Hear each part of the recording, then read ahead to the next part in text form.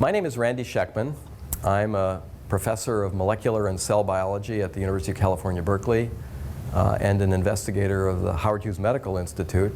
I'm also the editor-in-chief of a new open access online journal called eLife, which covers all of the life sciences. Today I'd like to tell you about the mysterious membranes within a cell. And the cells that I'm going to tell you about are all nucleated cells. They're animal cells or yeast cells. They're multicellular or unicellular, but they all contain the same architecture of membranes that organize a lot of the metabolic processes within all of these cells. Here's a great example. This is a cell that you'll know about because after you eat a meal, it's very busy manufacturing insulin for secretion into your bloodstream. So here you see a thin sliver through a cell called the beta cell of the pancreas that's manufacturing insulin. Now, all of the dots that you see in the cytoplasm of the cell represent granules of condensed insulin stored within a membrane awaiting shipment outside of the cell. So when you have a meal and you digest carbohydrates, there's a signal that is recognized at the surface of this beta cell that triggers the discharge of this content to the cell exterior, and eventually insulin is released. But what we really need to understand for you to appreciate what's going on here is to have a closer look at what all these membranes look like, how they relate to one another, and how we can study that in a living cell. So let's formulate a series of questions that I'd like to answer in the next few minutes. What are all these membranes and what do they do? The first question is, how are the membranes in a cell organized? The next question is, how do the membranes within a cell communicate with one another? Are they related? Do they interact, and how so? And how do we study that? How can we study what proteins and membranes do in a living cell? Well, first, let's consider what membranes look like. Membranes, in a very simple cartoon, contain protein molecules. These are the green things that you see here, sometimes spanning through a membrane that consists of lipid molecules, in this case, phospholipid molecules that have a water-loving surface on one side of the cell facing the outside of the cell, or facing the cytoplasm of the cell, and then buried in the interior of what is called a bilayer, there are long water-hating hydrophobic molecules called fatty acids that create a very different environment that separates this membrane and allows the cell to remain intact and to function without necessarily spilling its contents to the cell exterior. Now, the lipids at normal body temperature are more or less fluid, which means that the proteins and the lipids within this membrane can move around. They can spin and they can move back and forth, giving the appearance of a kind of a sea of, let's say, icebergs or buoys that can roam around within the sea of lipids. But of course, membranes can't be that simple. They have to be organized. And the best example of that is to have a look at a very simple cell, one that you've all seen before, and that's the red blood cell. The red blood cell is perhaps the simplest animal cell that we can study. It has no membranes in its interior. Instead, it is bounded by a single bilayer. But note, as you've surely seen before, that it has this dimpled shape, this so-called biconcave shape. If the membrane of the red cell were simply a two-dimensional fluid, it couldn't possibly maintain this very characteristic architecture. And so let's have another look at another cartoon that illustrates how cells can organize themselves and restrain the otherwise diffusive forces that would make a membrane completely random. So here is such a cartoon. So the membrane is, as we've seen before, that has proteins that span the lipid bilayer. But many of the proteins in a red cell actually are anchored by being attached to fiber-forming proteins on the interior that line the cytoplasmic face of the membrane and provide a kind of a skeletal structure that can give long-range order not only to impose a shape on the cell, but also to prevent the diffusion of molecules beyond the boundaries of these fenced-in or corralled-in regions. So imagine a cell has this kind of an architecture. It can create now all kinds of surface features and yet keep the membrane still largely fluid. Now, okay, so that's a simple consideration about membranes, but now we want to take a closer look and see what membranes look like inside of cells and not just what the cell surface looks like. And for that, the effort of a pioneer in the field of cell biology I need to tell you about. This is a man by the name of George Palade, who did classic work to use and develop an instrument that you see behind him called the electron microscope. In the 1950s and 1960s and 1970s, Palade at Rockefeller University and his many brilliant students pioneered the use of this instrument, which allows a focused beam of electrons to penetrate through a thin slice through an animal cell and allow the visualization of membranes and other organelles within the cell. Among other things, Palade discovered the ribosome, which is the machine within a cell that manufactures proteins. And as you'll see in the next few slides, he was able to discover all of the many organelles that are within cells and to use really brilliant techniques to map the flow of molecules as they move from one station to another within the cell. Well, here is a simple cartoon of one kind of a cell that is an epithelial cell that is organized in a particular polarity. Deep within the cell, we see the nucleus of the cell that houses chromosomes and genes. We see surrounding the nucleus a membrane called the nuclear envelope, about which I'll have more to say later. And then attached to the nuclear envelope, we see these dark studded membranes. The dark dots are ribosomes, and they are bound to a membrane that's called the endoplasmic reticulum. This membrane is very elaborate, particularly in cells that are manufacturing proteins like insulin, but it's certainly not the only membrane within a cell. There are other organelles. There's a membrane called the mitochondrion that's responsible for the energy production in cells. It makes the energy currency of a cell called ATP.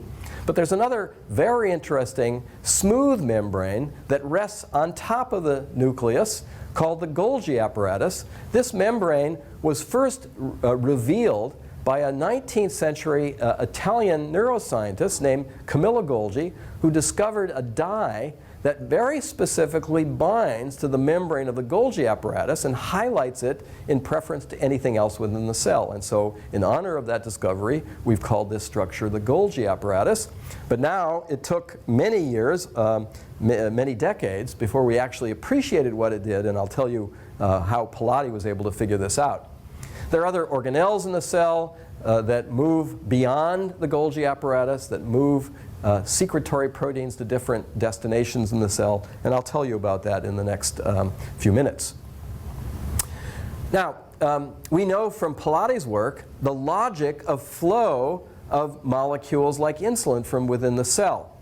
We know, for instance, that insulin molecules and other things that are going to be secreted, other hormones, antibody molecules, certain kinds of growth factors are manufactured on ribosomes, in this case now green dots, that are lined up along the face, the cytoplasmic face of the endoplasmic reticulum. And we know that messenger RNAs encoding molecules like insulin are bound to these ribosomes.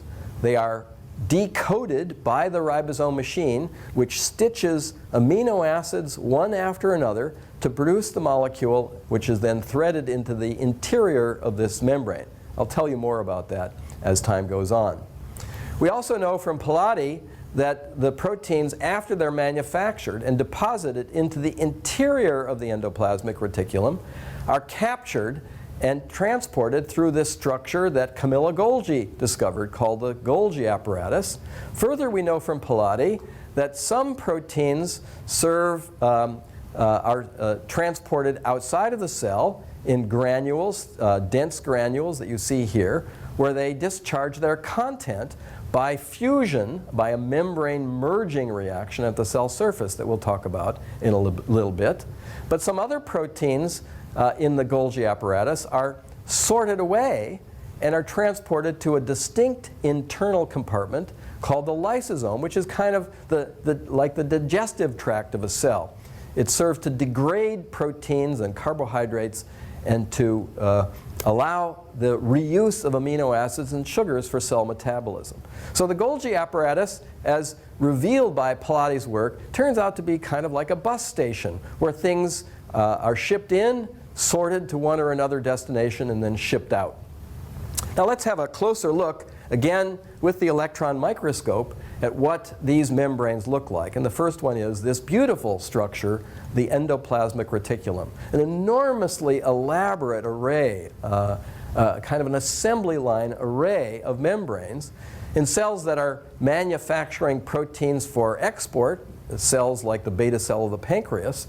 This network of endoplasmic reticulum membranes is enormously large. It occupies a surface area which has been estimated to be 25-fold in excess of the surface area of the membrane that surrounds a cell. So it's a template that's laid out within the cell onto which ribosomes bind. They manufacture proteins, and they're transported into the interior of this organelle. So this can be revealed by the electron microscope, which has many advantages because of the spatial resolution. You can look inside of a cell and you can see things that are only angstroms away from each other, maybe 100 angstroms away from each other. You can see these differences, which is really difficult to see when you look at cells in a light microscope, even a sophisticated light microscope. The resolving power of a light microscope has not yet approached anything near what one can do with an electron microscope. And yet, the disadvantage of looking at cells in the electron microscope is that you're looking at a shadow of what the cell looked like. The cell has to die, it has to be chemically fixed, it has to be dehydrated, put in a plastic resin, and cut in very thin sections in order to allow the electron beam to reveal the interior architecture of the cell. So, of course, cell biologists would would also like to look at cells that are living, that are moving around on a plate, on a glass slide, and where molecules are moving around within the cell. This can't yet be done with the electron microscope, but it can be done with a light microscope, and in particular with a revolutionary technique that was developed in the past 15 years or so that allows one to tag a protein or a membrane with a molecule that has the ability to fluoresce. A fluorescent probe is one that absorbs light that's at a high energy, and it emits light at a lower energy. And if you put a filter into one stage of the microscope, you can filter out and only inspect light that's emitted by a fluorescent probe, and that can allow you to visualize things that are going on in a cell that's perfectly viable. Now, how do you do that, though, to allow the investigator to study where, let's say, a membrane protein is localized in a cell and how that protein moves around in a living cell? Well, here's the revolutionary technique. This was developed, as I said, about 15 years or so ago. It was the use of a protein called green fluorescent protein. An investigator at Woods Hole near Boston, outside of Boston in Massachusetts, found that jellyfish have a protein that he could isolate that has quite an unusual intrinsic fluorescence. Most proteins don't fluoresce. That is, most proteins, when you shine high energy light on them, will not emit light at a lower energy. But this protein, green fluorescent protein, did that, and it was because of the way the protein molecule folds. There's nothing other than amino acids in this protein, and yet when you shine a high energy light on it, it will emit at a characteristic wavelength. That was really quite an astonishing observation in itself. But then it became possible to apply this to use as a reporter to inspect proteins as they move about in cells. And the way this is done is the gene for this protein, GFP, can be recombinantly stitched onto the gene of a protein that you would wish to investigate. And when the hybrid gene is introduced into a living cell, the gene then produces a hybrid or fusion protein, part your protein, part green fluorescent protein. And if that protein can still do its thing, it will be dragging along with it inside this cell a reporter that is intrinsically fluorescent. And if you then look at these cells carrying this protein, you can see where the protein lives and where it moves, all consistent with cell viability. Now, an amazing additional adaptation of this was developed by a scientist at UC San Diego named Roger Chen, who found that he could introduce into the gene that encodes green fluorescent protein mutations that alter the emission spectrum of light that's given off when high energy light is shined onto the molecule. And here are a number of different variants that he created. GFP variants, a veritable rainbow of different molecules that have different emission spectra. And one can take each of these different mutant forms of GFP and stitch them onto a protein using recombinant techniques and introduce many different examples into a single cell. And if you have a fluorescence microscope with filters that filter out light only at a certain wavelength, you can inspect in one cell the location and movement of several different proteins at the same time. Really quite a remarkable development that has revolutionized cell biology. Now, let's take this example just one step further. How would you then want to investigate a protein in a particular membrane? You have to be able to insert GFP, or one of these colorful variants of GFP, into a particular membrane if you wish to study how that membrane behaves. And what we know from cell biology studies is that every different membrane in the cell has a different kind of direction signal that allows a protein to enter into the membrane. Each protein has a kind of a localizing signal that you can study and isolate and attach to GFP and cause GFP now to behave as though it was the protein that you were studying in the first place. And here is a simple cartoon that explains the logic. We start with a gene. In this case, this blue gene we'll use to indicate GFP. And we append to the gene for GFP a piece of information that tells GFP now where we want it to go. It will be a localizing piece of information that says, I want GFP to go into the mitochondrion, this is example A, or I want GFP to go into the endoplasmic reticulum membrane. This is in this case, a red piece of information. So you stitch the information onto the GFP gene, you express that in a cell, and then you have a look in the fluorescence microscope to see if it's worked out. Here's a really dramatic example that illustrates the importance of this approach. So this is a living cell in which the piece of information that tells a protein to go into the endoplasmic reticulum has been stitched onto the gene for GFP, and now GFP, which is otherwise a soluble protein in the cytoplasm, now becomes attached to the endoplasmic reticulum and reveals this amazingly complex organelle, this intricate network that looks almost like a kind of a disorganized spider web. This was never appreciated until we could use this technology to understand how proteins are organized in cells. And this structure is really so ephemeral, so fragile, that it simply cannot be preserved adequately to be studied in this beauty in the electron microscope. So fluorescence has had a very important application in this example. Now that's one approach to study membranes and proteins in living cells. But there's another very different approach that will allow us to understand how a protein works, what a function the protein serves in a living cell, and that is through the use of a very classical approach called genetics.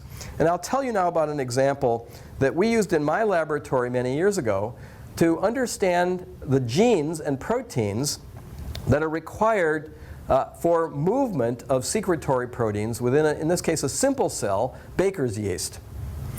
Now, one way to study genes that are required for cell growth and division is to make mutations in these genes. Now, if a gene is required for the cell to grow and divide, and you're able to use a scalpel to delete that gene from the chromosome from its normal chromosomal position, of course the cell won't grow and divide, so it's dead, and it's hard to work with a dead cell.